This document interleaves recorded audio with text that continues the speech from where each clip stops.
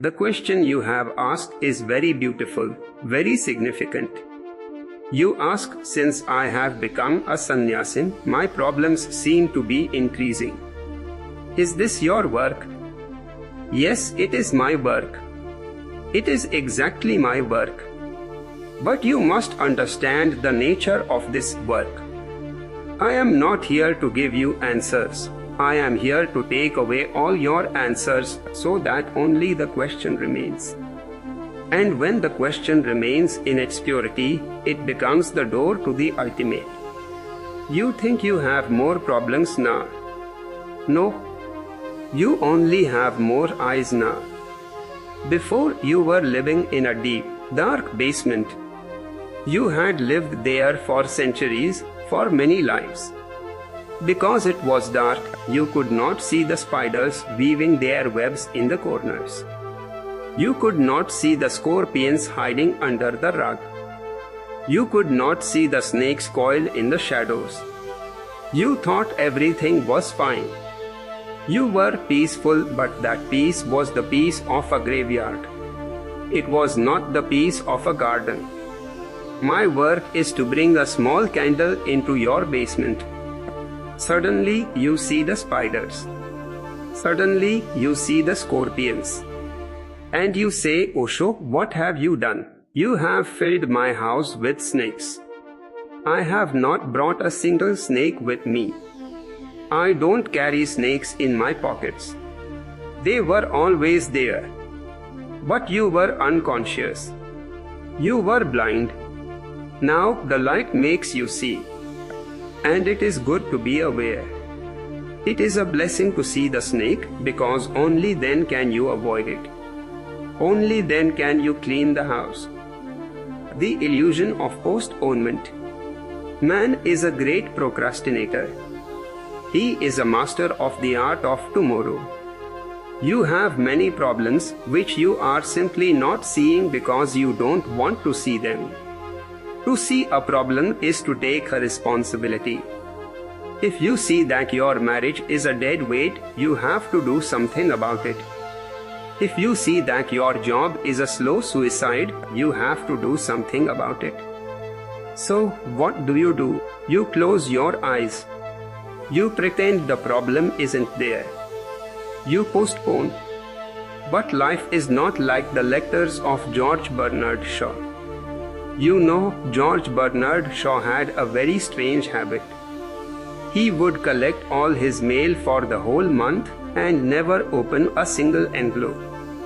On the first day of every month, he would sit down with a huge pile of thousands of letters. He would open them, look at them for a second, and throw them in the waste basket. Someone asked him, "What are you doing? This is madness." He laughed and said, "It is the simplest way to live. By the time I open these letters after 30 days, most of them have already been answered by time itself. If someone asked for a loan and I didn't answer for 3 weeks, they found the money somewhere else or they realized I am a miser and stopped asking. The problem solved itself. But problems of the soul are not letters. You cannot throw them in the waste basket. If you postpone a problem, it does not die. It goes into the basement of your unconscious and begins to breed.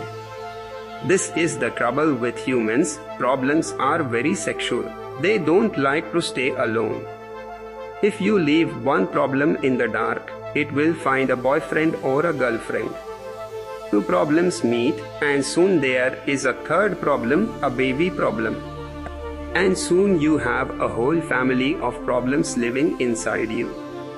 By the time you finally decide to look, you don't have a problem, you have a crowd. Intelligence is a sharp sword. Sannyas does not create problems, it gives you the intelligence to solve them. And you should enjoy solving them. Why are you so afraid? Every time you solve a problem, your intelligence is sharpened. Each problem is a challenge. If there were no problems in life, you would be a vegetable. you would be a cabbage. Do you want to be a very spiritual cabbage? No, a cabbage has no problems, but it also has no consciousness. The more problems you face with awareness, the more your inner muscle grows. Look at a mountain climber. Why does he go to Everest? There is nothing there. Just ice and cold. He goes because the climbing itself creates a certain sharpness in him. The danger, the risk, the problem of the mountain, it forces him to be totally present. In that presence, he experiences a joy that the man sitting in his living room will never know. I want you to be climbers of the inner peaks, the mirror of the mind. When you face your problems one by one, instead of hiding them, a miracle happens. Slowly, the basement is cleaned. The snakes are gone, the spiders are gone, the dust is wiped away. The day you have no more problems left to solve, your mind becomes a mirror. A mirror has no content of its own. It is just pure clarity.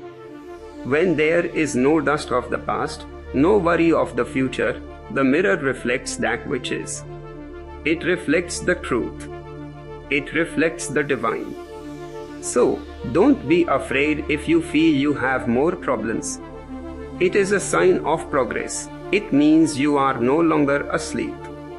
It means you are starting to take note of your life. My work is to give you insight.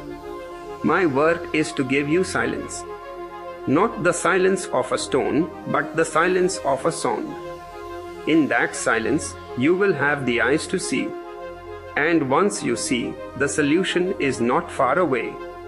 In fact, the seeing is the solution. Don't ask me for a map. I only give you the fire.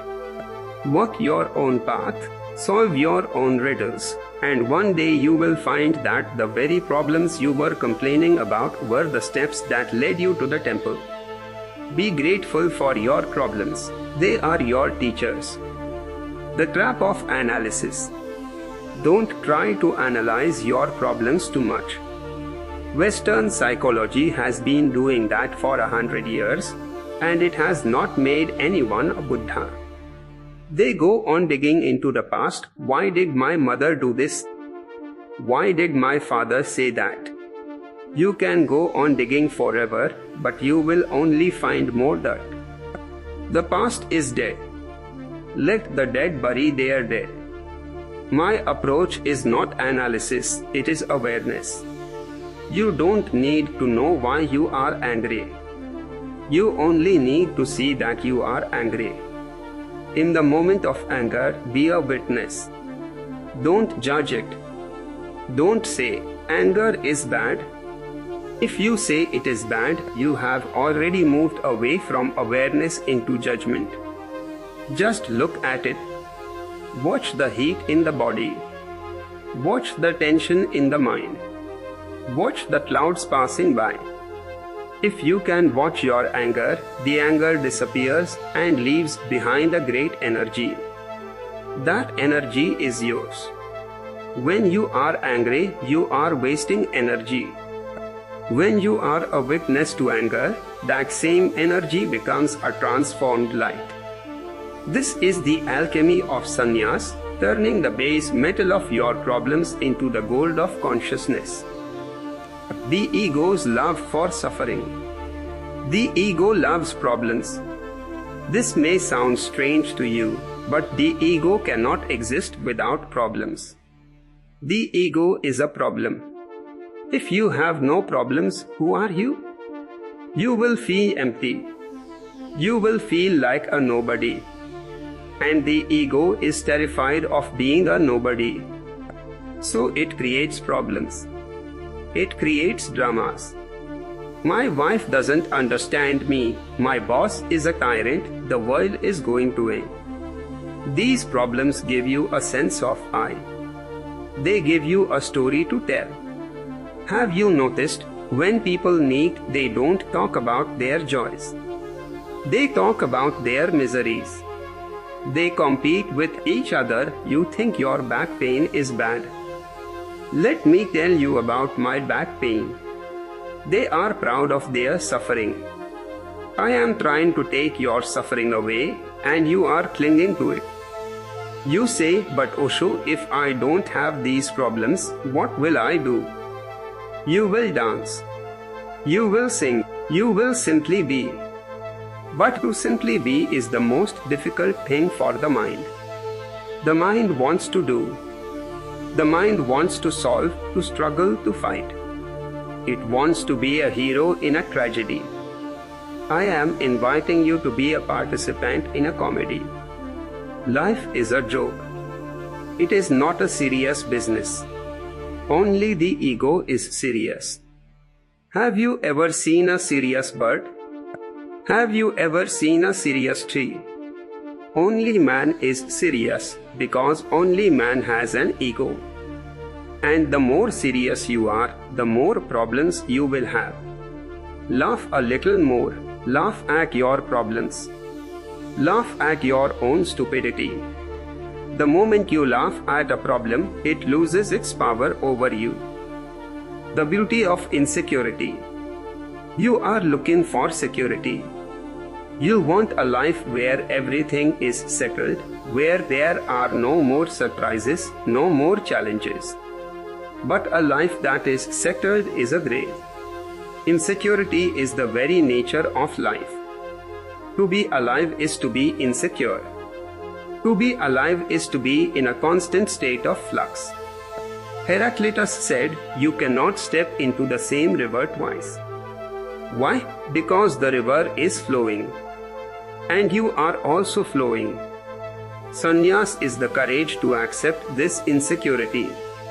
It is the courage to live in the perhaps. When you accept insecurity, problems are no longer problems. They are just the ripples in the river.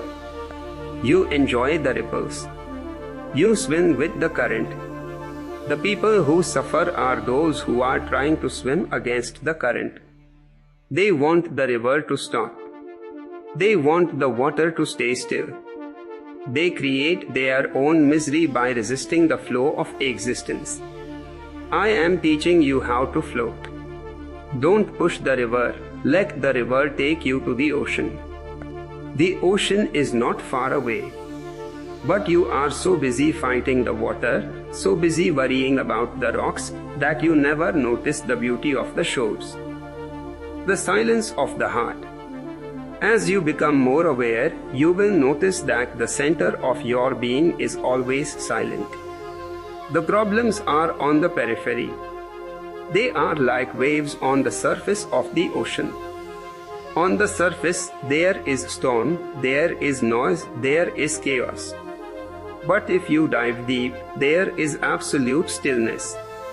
The depths of the ocean know nothing of the storm on the surface. You have been living on the surface.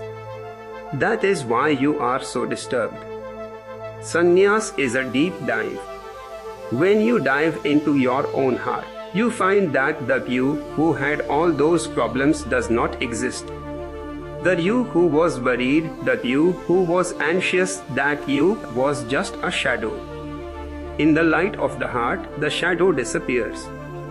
This is the ultimate solution, not to solve this problem or that problem, but to dissolve the solver. When the ego dissolves, the problems dissolve with it. Not that the situations change, the wife may still be the same, the boss may still be the same, but you are no longer the same. And because you are not the same, the situation is no longer a problem. It is just a situation.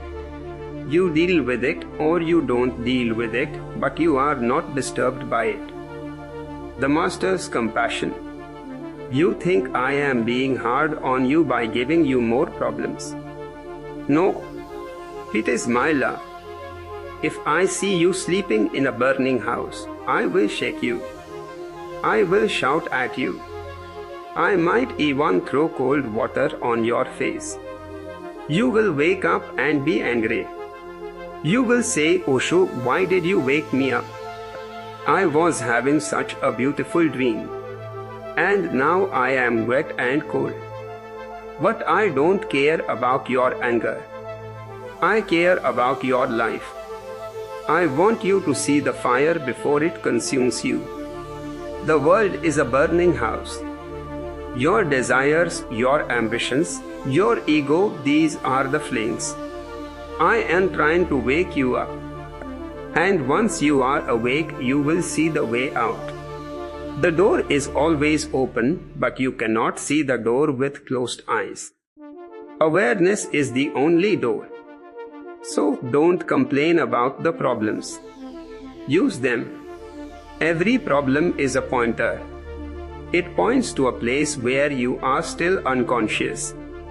If you are jealous, don't try to stop being jealous. Just see that jealousy is there. That jealousy is a pointer. It shows that you don't love yourself. If you loved yourself, you could not be jealous of anyone else. If you are afraid, the fear is a pointer. It shows that you are clinging to something that can be taken away. It shows that you have not yet found the deathless within you. Every problem is a map to your own treasures. The fragrance of the soul. As the problems disappear, a new fragrance arises in your life. It is the fragrance of grace. It is the fragrance of joy. A man without problems is a man who is overflowing with life. He has so much energy that he can share it with the whole world. He becomes a blessing to everyone he meets. I want you to be that blessing. But first, you must face the scorpions. You must face the snakes. You must face the spiders. Don't be afraid. I am with you. My hand is in your hand. But I cannot walk for you. I can only show you the way. The path of sannyas is the path of the brave. It is not for the faint-hearted. It is for those who are willing to risk everything for the sake of the truth. And the truth is not something you find in a book. The truth is something you become. When your awareness is total, you are the truth. And in that totality, there is no room for problems. There is only room for God. There is only room for this immense, beautiful, mysterious existence. The playfulness of being. Stop being so serious about your spiritual growth. Even spiritual growth can become a problem. You start worrying, am I meditating correctly? Is my Kundalini rising? Why haven't I seen the light yet? This is just the ego playing spiritual games. Forget about growth. Forget about enlightenment. Just be here, now. This moment is all there is.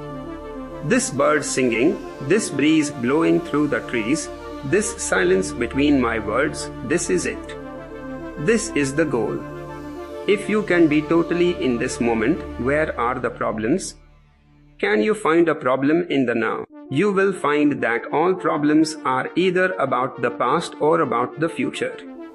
The past is a memory, the future is an imagination. Neither of them exists. Only the present is real. And in the present, there is no room for problems. There is only room for life. So, my sannyasins, let the problems come. Welcome them like guests. They have much to tell you. They have much to teach you. And when they have finished their work, they will leave on their own. You don't need to push them. Just stay in your awareness. Stay in your center. The world will go on being a madhouse. That is its nature. But you can be a sane person in a madhouse. You can be a silent center in the middle of a cyclone. That is the secret. That is the work. And now, the time has come for you to go back into your lives. Carry this silence with you. Carry this awareness with you. And whenever a problem arises, don't forget to laugh. A good laugh is more spiritual than 1,000 prayers. Be happy, be joyous, and let the light of your awareness shine on everything you do. Enough for today.